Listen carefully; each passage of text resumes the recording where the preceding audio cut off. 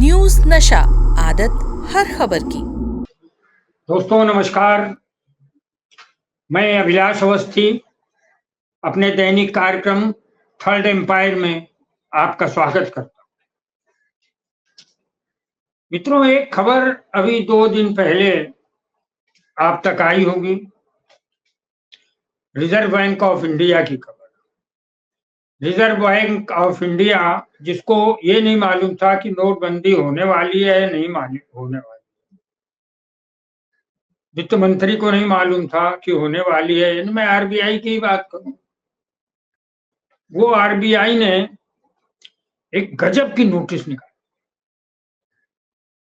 उन्होंने बोला है कि पेटीएम का जो पेटीएम पेमेंट बैंक लिमिटेड को उन्होंने हिदायत दी है, इन सबको 29 फरवरी के बाद जमा। और आरबीआई ने यह भी कहा कि उसने यह कदम क्यों उठाया। उन्होंने बताया, बड़े आसानी से बताया। इतनी शर्म है कि उन्होंने बताया कि यह कदम व्यापक प्रणाली ऑडिट रिपोर्ट की वजह से और दूसरा बाहरी ऑडिटरों की अनुपालन रिपोर्ट पर यह कदम उठाया। वाह। और उन्होंने एक बात की, बड़ी बहुत शर्म से बात कही, ओपन नहीं किया, क्योंकि आरबीआई पर अभी नरेंद्र मोदी सरकार का कब्जा है। वो उनके नीतियों के तहत चल रही, जिसको ये नहीं मालूम होता कि नोटबंदी ऐसी आरबीआई। उन्होंने बोला है कि अनियमितता पाई गई है, इरेगुलरिटीज, अनियमितता पाई गई हैं पेटीएम संस्थान में। अब बोलिए, अब बड़ा अजीब सा प्रश्न उठता है कि ईडी जो है संजय सिंह को अरेस्ट करती है वो शराब घोटाले में किसी की गवाही पर। बेचारे वो जेल में है, जा रहे हैं। और केजरीवाल के आगे पीछे हेमंत सोरेन को अरेस्ट कर लिया ईडी ने। ईडी जी ने हेमंत सोरेन को अरेस्ट कर लिया। पता नहीं उनको नियम कानून किसके तहत किया, क्या नहीं। अरविंद केजरीवाल को भी किसी गवाही पर किया गया। लोग गवाही किया, अभी किसी के विषय में बताया गया, नवाब मलिक के विषय में, उनके अनिल देशमुख के उसमें, कि इनको तो बेकार है आपने अरेस्ट। संजय राउत के विषय में तो कोर्ट ने बोला कि आप इन्हें क्यों बंद किया। बहुत सारी बातें हुई। तो ईडी साहब की बात बता रहे हैं। ईडी क्या करती है? ईडी को राजनीतिज्ञों क्या ज्यादा अच्छा लगता है वर्तमान डायरेक्टर, डिप्टी डायरेक्टर, ये सब आगे चलकर राजनीति में कोई चुनाव तो नहीं लड़ने जा रहे, क्योंकि और भी काम है ईडी के। इन्फोर्समेंट डायरेक्टरेट हैं आप, enforcement directorate of political parties नहीं है आप। अब जब रिजर्व बैंक ने बोल दिया है कि पेटीएम में अनियमितता पाई, अनियमितता काहे की है? पेट्रोल की है कि डीजल की है कि पिज्जा की है कि पास्ता की है? अनियमितता पेटीएम में काहे की होगी? पेटीएम में अनियमितता कोई कंप्यूटर खरीद फरीद का होगा कि शेयर मार्केट? अरे पेटीएम में अनियमितता है पैसे की, फाइनेंस की। बड़ी सीधी सी बात है। और ये बातें मैं अपने सीधे साधे दर्शकों के लिए बोलता हूं इस ढंग से। तो जब ईडी भाई साहब को पता चल गया कि इसमें पेटीएम में पैसे की ही अनियमितता हो सकती, तो अब तक आप क्या कर रहे हैं? अभी तक अरविंद केजरीवाल के भी, अरे और 17 डायरेक्टर बनवा लीजिए। इस समय तो मोदी जी खूब कर सकते हैं। मोदी जी की ईडी पेटीएम में क्यों नहीं जा रही? ईडी को जाना चाहिए। पैसे की घोटाला मैं करूंगा तो ईडी मेरे घर आ जाएगी। तो अब वहां क्यों नहीं जा रही है? क्योंकि ईडी के जो मालिक हैं विजय शेखर साहब ने जो है वो नरेंद्र मोदी की नाक का बाल है। नाक में बाल होते हैं, मतलब नाक का बाल एक मुहावरा है कि मतलब बहुत प्यारे हैं, उनके दुलारे हैं। पेटीएम अभी नया आया है इस देश में, कोरोना काल में तो मैं देखता था, मेरी बिटिया बेटा तो लगे रहते थे पेटीएम, खाना आता था, सब्जियां आती थी, दूध आता था, अच्छी थी अच्छी। मैं मुझे बड़ा अच्छा लगता था। मैं तो एक कोने में बैठ के अपना उपन्यास लिख रहा था क्योंकि बाहर जा नहीं सकता। और फिर खाना वाना मंगा के लिए बच्चे लोग ये करते थे, तो अच्छा था, एक वातावरण था। हमें पेटीएम के प्रति बड़ी श्रद्धा थी कि भाई ये घर में सब हो रहा है।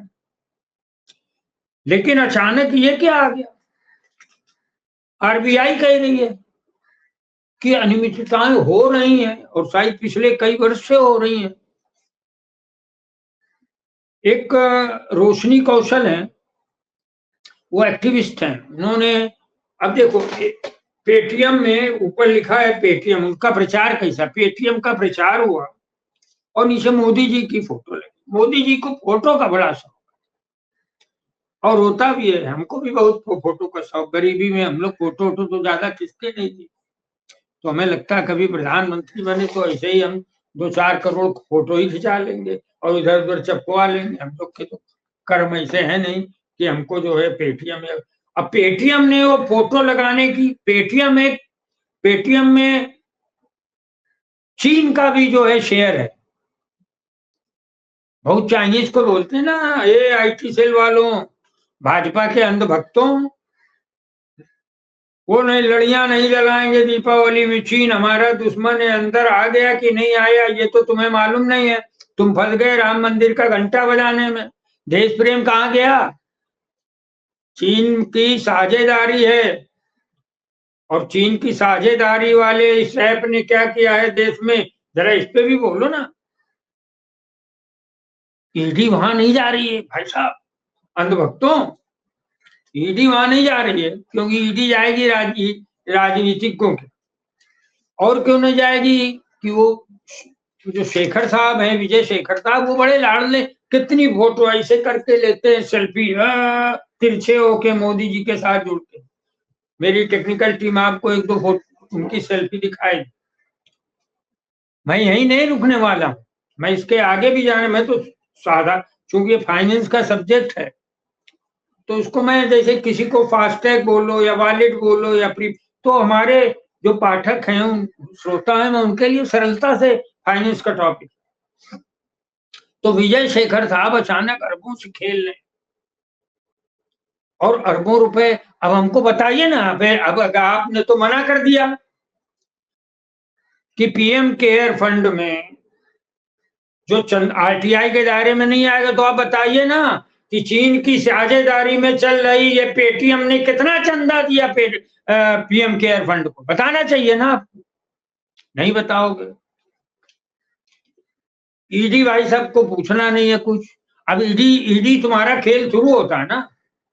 हेमंत सोरेन क्या जाने, पता नहीं वहां चले गए, उसका घर का दरवाजा खटखटा रहे बेचारे आदिवासी भोले भाले इंजीनियर लड़के का।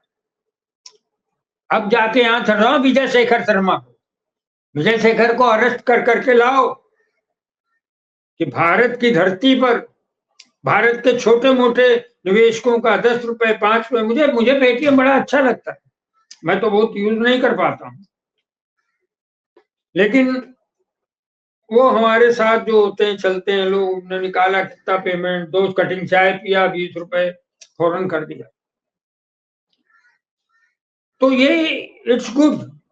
अब हुआ क्या, रोशनी कौशल ने तो साफ बोला। देखिए, रोशनी कौशल की बात का मैं समर्थन नहीं करता। देखिए, जेल वेल से मैं डरता नहीं हूँ, मैं छात्र जीवन में बहुत जेल वेल गया हूँ। मैं खाली प्रधानमंत्री पद की गरिमा रखना चाहता हूँ। और रोशनी कौशल ने जो पेटीएम और नीचे नरेंद्र मोदी का फोटो, उन्होंने उस पर लिखा पनौती, ट्विटर में रोशनी कौशल पनौती, एक बार फिर पनौती या कुछ ऐसा लिखा है। मैं उनका समर्थन नहीं करता, मगर 20% शेयर गिर गए, पैसा भारतवासियों का था, लुढ़क गए शेयर। खुद बोल रही है पेटीएम की 500 करोड़ के लगभग घाटा अभी है, बाकी आगे देखिए आप कितना होता। और उनको सजा क्या दी? देखो, हमारे शेयर मार्केट के साथ बड़ा यही एक दुर्भाग्य है शेयर वेयर गिरते गिरते चले जाते हैं। और सजा क्या मिली पेटीएम को कि 29 मार्च के बाद आप कोई भी नया मेंबर नहीं बनाए। बताइए, बस इतनी सजा। चलिए, आप महान आदमी, आपकी सेल्फी, आपकी फोटो हैं प्रधानमंत्री के साथ, और जो मोदी जी के खास है उनका सरकार क्या बिगाड़ देगी आप सोच लीजिए। कुछ नहीं बिगाड़ सकते। लेकिन इसमें खाली इतनी बात नहीं है, और भी ज्यादा है। अभी कांग्रेस की प्रेस कॉन्फ्रेंस भी हुई इस विषय में, लेकिन मुझे उन्होंने आधे में छोड़ दिया। अरे बात के और अंत तक अपनी रिसर्च टीम को बढ़ाइए महाराज। मैं थोड़ा किनारे ले चलता हूँ, हर एंगल से बताता हूँ पेटीएम में क्या बड़ा घोटाला। राहुल गांधी पे आ जाऊंगा। तो राहुल गांधी का एक चीज है जो देश सब जानता है कि राहुल गांधी ने बहुत सारी चीजें पहले ही बता। राहुल गांधी ने कोरोना के विषय में भविष्यवाणी कर दी थी, देखो भाई ये आने वाला है, ये महामारी आएगी देश में और बहुत नुकसान होगा। और नरेंद्र मोदी उस समय जो है नमस्ते ट्रम्प करने में अहमदाबाद में दीवारें उठवा रहे थे, ये कर रहे थे। और बाद में और वहां के अमेरिका के 600 सिक्योरिटी और ये सारे लोग कोरोना लेके आ रहे थे। और इन्होंने भविष्यवाणी की राहुल गांधी, मगर उनकी बात का ध्यान नहीं दिया गया। बात नंबर 2, अडानी स्कैम जब हो रहा था तो भी उन्होंने बोला था ये सेल कंपनियां और ये सब बड़ा बड़ा जो है ये ठीक नहीं दिख रहा आचरण, मगर उनकी बात सुनेगा कौन। नोटबंदी में भी उन्होंने कहा था ये सब गड़बड़ झाला चल रहा है, कुछ बैंकें हैं जिनसे नोट अभी भी बदले जा रहे हैं। इस तरफ इशारा, एक और इशारा उन्होंने किया, ये बैंकों का जो मर्ज किया गया ना, इसमें भी हजारों लाखों करोड़ के। अब जो अर्थ के संवाददाता हैं उनको इसमें चाहिए शोध करें। लेकिन मैं जो राहुल गांधी की, अभी मैं एक बात को बस कहना, ये तो मैंने भूमिका में बताई कि राहुल गांधी की कई बातें सही हुई। राहुल गांधी ने पहले कहा था पेटीएम, पे मतलब भुगतान, टी मतलब टू, एम का मतलब मोदी, पेटीएम यानी पे टू मोदी, ये राहुल गांधी ने कहा था। आज क्या वो सही है? इतनी साधारण से आपने बोल दिया 29 फरवरी के बाद नए मेंबर मत बनाओ, ये मत बना, बस हो गया कि नहीं? आप ईडी को भेजना चाहिए, ईडी को खुद आना चाहिए। लेकिन ईडी को तो आदत हो गई, जब तक जो है सैया नहीं कहेंगे तब तक हम जो है वो ससुराल नहीं जाऊंगी। अरे जाओ यार, देखो ना क्या अनिमिता विजय शेखर एंड कंपनी ने की। अब मैं जो थोड़ा और बात और भूमिका ला रहा हूँ, एक तीसरा एंगल ला रहा हूं और आपको भूमिका बता रहा हूं कि बंबई एयरपोर्ट, बड़े ध्यान दीजिएगा, ये एक्चुअली मैं वही बोल रहा हूं कि मैं कांग्रेस की प्रेस कॉन्फ्रेंस किया, देखा, उसमें सुप्रिया सुले जी हैं, बड़ी अच्छी हैं, हमें अपेक्षा थी कि वो कुछ बड़ी चीजें लाएंगी। लेकिन मैं आपको याद दिला कि बंबई एयरपोर्ट वो कैसे लिया अडानी। पहले वहां जो पहले काबिज थे उनको, उनके ऊपर ईडी गई, उनके बाद आईटी गया, उनके पास सीबीआई गई, उनके यहाँ फला गया, उनके यहाँ फला गया, बेचारे उब गए, कहले क्या करें, अडानी को दे दो। उन्होंने अडानी को दे, रोज अदालत जाना, रोज घूस घूस मांगना, ये करना वो करना लोगों द्वारा, उससे बच गए। और वो आंध्र प्रदेश का क्या है एक एयरपोर्ट, उसके साथ भी यही हुआ, रेड्डी थे बेचारे, वो हट गए। भैया मैं तो चाहा था, आज रोज मेरे पास एजेंसी खड़ी रहती, कोई ना कोई, आओ ये दिखाओ वो दिखाओ वो दिखाओ, 15 साल पहले 20 साल पहले तो कहे भैया ले जा अपना एयरपोर्ट, वो भी अडानी ले लिया। ये प्रेशर डालते हैं। माननीय नरेंद्र मोदी एंड कंपनी क्या करती है, जो चीज हमें चाहिए उसको चारों तरफ से घेर लेते, और उसके बाद और सरकारी तौर पे घेर, और उसके बाद उसको वो उब जाता, भाई साहब हाथ जोड़ा, मैं बाल बच्चे पालने हैं, अच्छे खासा बिजनेस है, अब आप करो। तो कहे लो भाई ये लो तुम छोड़। अंबुजा सीमेंट के साथ क्या हो, यह अच्छा याद है, अंबुजा सीमेंट वाले भी बेचारे हाथ जोड़ अच्छे खासे प्रॉफिट में चल रही थी। इतना परेशान किया एजेंसी ने, तो कहा भाई ले जाओ, जिसको देना हो दे दो। अडानी जी ने खरीद, बाद में कुछ और भी हुआ, कुछ खदानों के साथ भी यही हुआ, अडानी जी को मिल गई, विवाद पैदा होता है, अडानी जी ले लेते हैं। श्रीलंका, बांग्लादेश, इलेक्ट्रिक सप्लाई, ये सब अडानी, पूरा देश अडानी। अब मैं यहां पर ला रहा हूं, मैं ये पॉइंट ला रहा हूं श्रीमान लोगों, कि एक कांड में आपको बताना चाहता हूं, बहुत ध्यान से सुनिए। इसके पीछे भी गुजराती लॉबी है, ये जो पेटीएम का खेल है, इसके पीछे भी गुजराती लॉबी बड़ा होगा। सुप्रिया सिन्हा तक ये वीडियो पहुंचा देना जिसको कोई। एक कंपनी बंबई में थी, DHFL, 6,000 करोड़ की थी। वो राकेश वधावन मेरे मित्र भी थे, दोस्त थे, मतलब परिचय था मेरा, कई सांस्कृतिक कार्यक्रम में मिलते थे, और कई बार उन्होंने मुझे ढूंढा भी, मतलब ढूंढ के उन्हें कि वो कल कार्यक्रम करना है कल्चर। भले आदमी थे, जो आदमी सांस्कृतिक साहित्यिक गतिविधियों को सराहे, मेरे लिए वो अच्छा है। तो अब उन्होंने जो कुछ किया वो जाने उनका। अब राकेश वधावन को पंजाब महाराष्ट्र कोऑपरेटिव बैंक के घोटाला हुआ। अभी देखिए यहाँ पर पीएमसी का जो घोटाला, उसमें वन ऑफ द डायरेक्टर थे वधावन, और वधावन को उन्होंने जो है पीएमसी बैंक घोटाले में वधावन को अरेस्ट किया और जेल डाला। तो उनकी जो DHFL थी, कंपनी थी, 70,000 करोड़ की थी और ज्यादा थी भाई। मेरे इस पूरे वाकयात में, पूरे वीडियो में जो शून्य इधर उधर हो, मैं करोड़ को लाख कह जाऊं या लाख को करोड़ कह जाऊं या अरब, तो वो डिजिट ठीक कर ली जाए, क्योंकि कुछ शून्य का अंतर हो जाए। तो अब वो राकेश वधावन को अरेस्ट किया गया और जेल भेज दिया। जेल में क्या बुरी हालत हुई, मुझे कई बार बड़ा शर्म आती मुझे।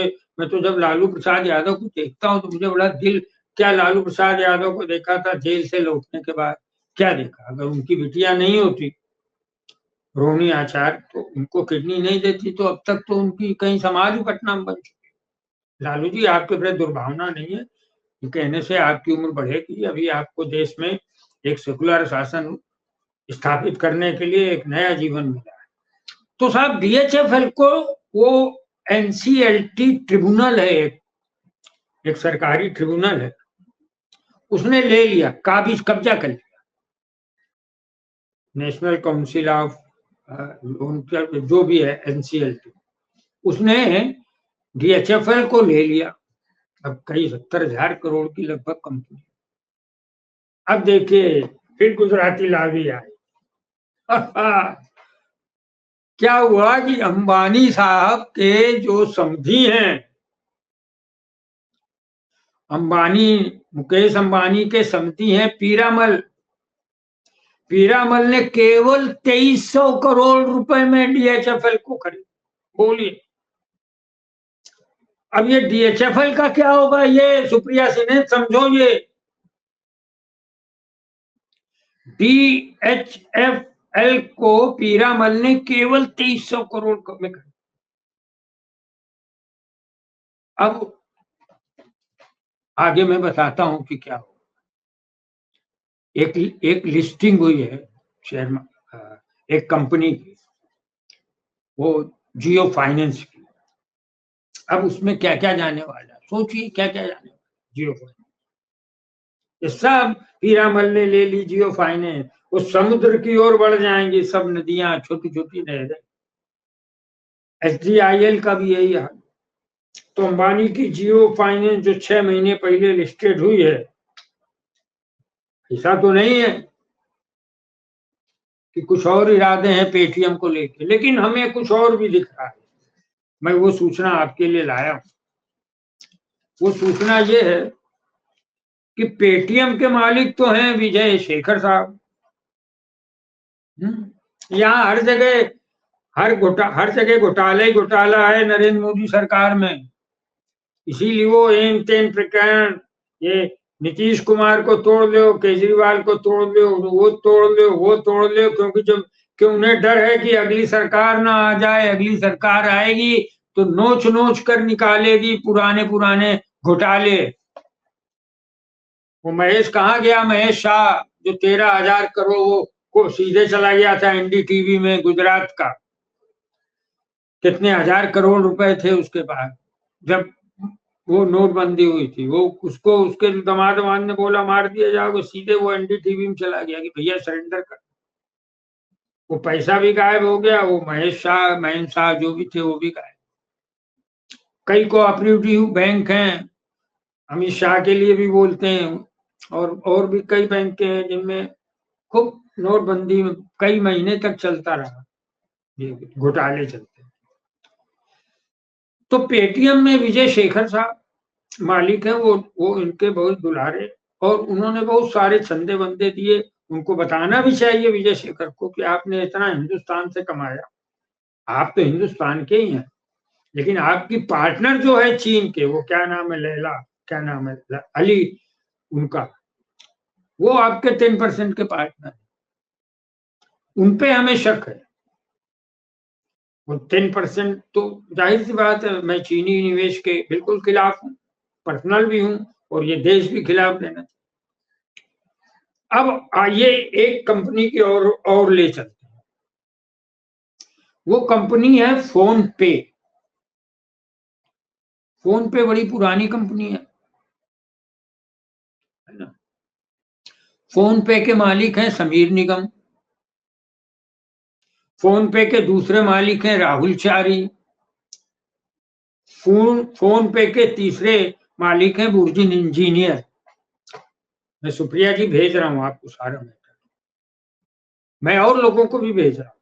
और मैं क्या होता हूं, हम सब लोग एक दूसरे को भेजें जो इस पेटीएम के घोटाले के पीछे क्या है। पेटीएम के घोटाले के पीछे बड़े राजकाज हैं। गोली मारो, लो, गोली मारो, डाट, वो भी है। आ रहा हूं, फिर उसी पे आ रहा हूं। तो ये जो फोन पे है ना, समीर निगम, राहुल चारी, ये सीधे सब भाजपा से जुड़े। विजय शेखर शर्मा तो, ये पेटीएम वाले, ये तो अभी सरकार बदलेगी तो ये वापस चले आते। इनको तो सेल्फी खिला, जब भी चंदा देने जाते होंगे तो सेल्फी खिंचा लेते होंगे मोदी जी के साथ। मोदी जी के साथ तो मेहुल चौकसी का भी है।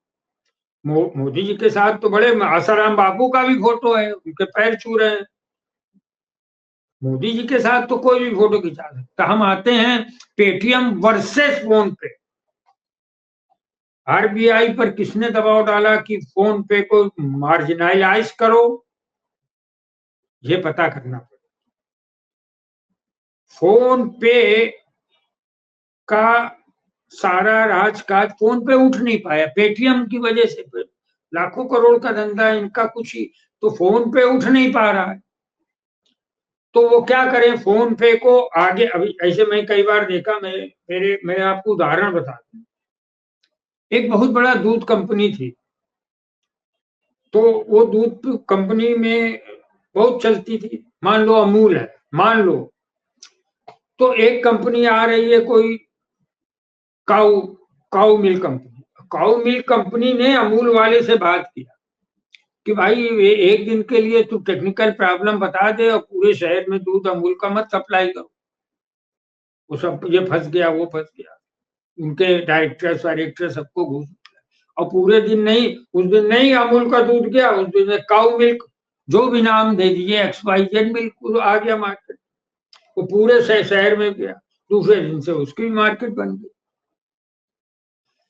तो अब पेटीएम की मार्केट तो है और फोन पे की नहीं है।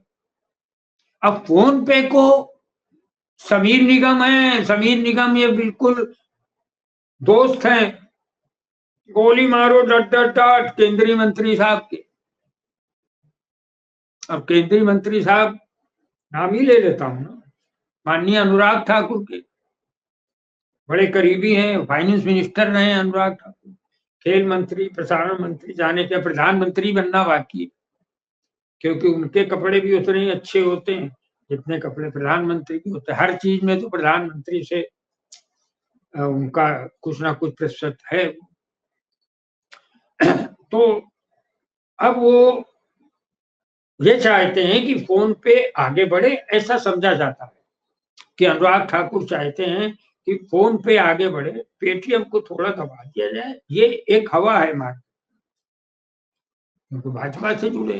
अब आरबीआई के जो हैं उन लोग थोड़े थोड़े इनके लिए आते चेयरमैन, उन्होंने ये पेटीएम का सारा किस्सा उनके पास था ही, उन्होंने अचानक प्रतिबंध लगा दिया। अब उन्होंने प्रतिबंध लगा दिया पेटीएम पर, तो जाहिर सी बात है 29 फरवरी के बाद फोन पे देखिएगा एकदम आगे। फोन पे आगे बढ़ाने के लिए पेटीएम को, अब फोन पे में पैसा किसका लगा होगा आप समझ लो, किसने फोन पे में पैसा लगा, फोन पे को कौन आगे बढ़ाना चाहता। तो ये चीजें हैं, फोन पे को बढ़ाने के लिए पेटीएम को छोटा किया। खबर तो ये भी है कि फोन पे के संस्थापक समीर निगम के मतलब मेरी बहुत ही निकटतम उनके भारतीय जनता पार्टी के तमाम लोगों से संबंध है। एक संबंध तो हमने अनुराग ठाकुर को बताया। अब इसमें क्या इस युवा मंत्री के भी पैसे वैसे, भाई मैं ये जब तक प्रमाण ना हो, लेकिन जो जो जो बंबई के शेयर मार्केट के जो ज्ञाता हैं उनका कहना है कि फोन पे में कुछ पैसे लगाए जा रहे हैं जो क्रिकेट के सट्टे से भी जुड़ा है खेल। क्रिकेट के सटोरियों को जो जो जो ये ब्लैक मनी देते हैं वो कहां जाएगा। हमको 500 करोड़ अगर मिले हैं दलाली में तो हम 500 करोड़ का करेंगे क्या, हमको भी कोई ऐसे ही फोन पे पेटीएम टाइप कुछ मिलेगा उसमें इन्वेस्ट करेंगे। अब मुझे तो ज्यादा समझ ही नहीं आता, इतने 100 करोड़ तो मैं कल्पना भी नहीं करता। तो क्रिकेट में क्या है, अनुराग ठाकुर साहब अगर समीर निगम के अच्छे मित्र हैं, और ये बात जो शेयर मार्केट में और फाइनेंस मार्केट में है, तो हमें ये तो मालूम ही है कि अनुराग ठाकुर के जो छोटे भाई है धुमाल साहब, वो आईपीएल के चेयरमैन, और ये तो हम सबको पता है कि बीसीसीआई, आईपीएल या इन सबके में जो क्रिकेट का सट्टा है उसमें कितनी खबरें मीडिया ने दिखाई। मैं सीधा तो किसी के लिए कुछ नहीं कर सकता, लेकिन इतना जरूर है कि कोई ना कोई घोटाला है, और मेरे अनुसार ये चेक करना चाहिए। अब इसको चेक कौन करेगा, ईडी करेगी, आरबीआई तो चेक नहीं करेगी। आरबीआई तो बता देगी हमने ये किया, ईडी को आना चाहिए, और इसी बहाने पता तो चलेगा क्रिकेट के सटोरियों का पैसा कहाँ लगता है। मैं नहीं कह रहा हूं कि इसमें क्रिकेट के अधिकारियों ने पैसे लगाए होंगे फोन पे, मैं ये नहीं कह रहा हूं कि किसी केंद्रीय मंत्री ने लगाया, ये तो एक उड़ती है हवा, नहीं भी हो सकता। राजनीति और पत्रकारिता के क्षेत्र में बहुत सारी चीजें संभावना पे आती है। अब क्या होता है कि ये अगर आपको 2 साल पहले से मालूम, 2 साल पहले से मालूम आरबीआई को, अब टाइमिंग की बात करता हूं, टाइमिंग मायने रखती है। अब जब 22 से आपका घुटाला चल रहा है, 22 से आपको पता है कि पेटीएम ये क्या कर रहा है, तो आप किस बात का इंतजार कर रहे थे, कुछ तो इंतजार कर रहे थे ना, टाइमिंग का। वाह क्या बात है, 60-70 दिन बचे हैं लोकसभा 2024 के चुनाव में। चलो एक काम कर लेते हैं, अभी सारी पार्टियां लगी हैं सीट शेयरिंग में, सारी पार्टियां लगी हैं प्रत्याशी चयन में, सारी पार्टियां लगी हैं आरोप प्रत्यारोप में, कोई उनको झगड़ा दे रहा है कोस रहा है, कोई उनको कोस रहा है, कोई नरेंद्र मोदी नीतीश कुमार को तोड़े रहे हैं, हेमंत सोरेन को जेल भेजे दे रहे हैं, अरविंद केजरीवाल से कह रहे हैं ये राम मंदिर भी आधा अधूरा। टाइमिंग देखिए, टाइमिंग की जरूरत थी, इसलिए आधे अधूरा मंदिर का भी उद्घाटन हो गया।